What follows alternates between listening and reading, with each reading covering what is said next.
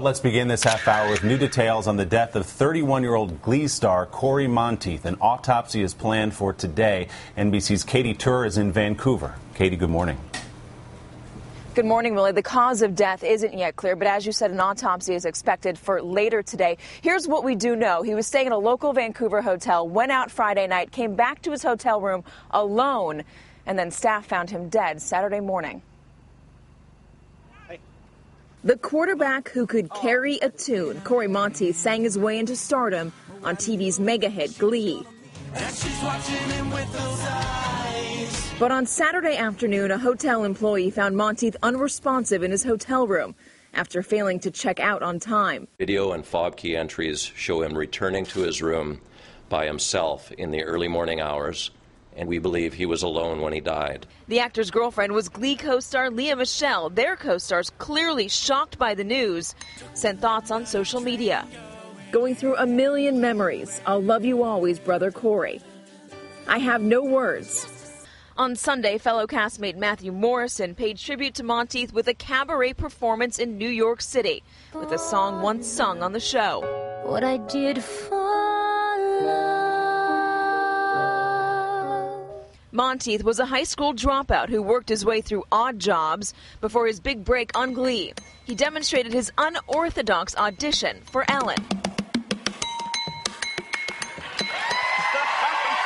The cause of death is not yet known, but Monteith has spoken openly about his past struggles with substance abuse, telling Parade magazine in 2011 that as a teenager, he used anything and everything as much as possible. Maybe if somebody else reads that and sees that somebody that was maybe struggling with some of the same issues made it through, it's possible to make it through that. This spring, Monteith checked himself into a month-long stint in rehab.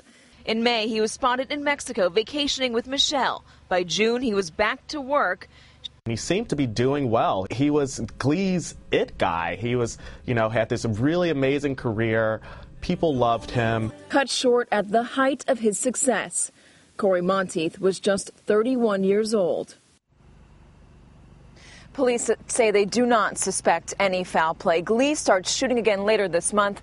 No word, Willie, on how they're going to handle all of this. Katy in Vancouver for us this morning. Katy, thank you. Kristin dos Santos is senior editor for E!Online's TV Scoop. Kristin, good morning. Good morning. We have learned that there will be an autopsy performed today on the body of Mr. Monteith. What more, though, can you tell us about the investigation into the way he died? Well, we can tell you we've spoken to Vancouver PD, and they're telling us that they are fast-tracking this investigation and specifically the toxicology report because there is global interest in this story. Obviously, Glee is, premiering in 20 countries around the world. There is so much international interest in knowing what happened and the cause of death.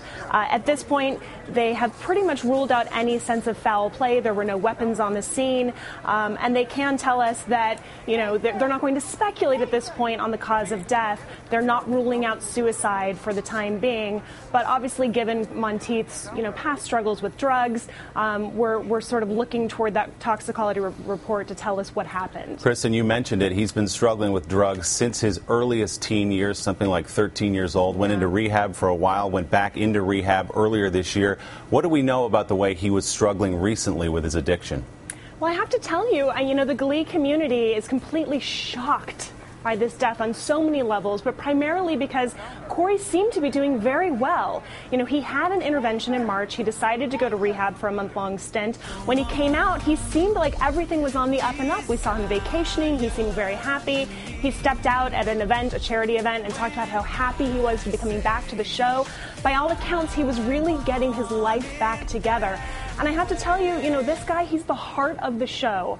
On the show, behind the scenes, he was the glue that was really keeping the cast together. You wouldn't hear a single bad word about this guy from anyone who knew him.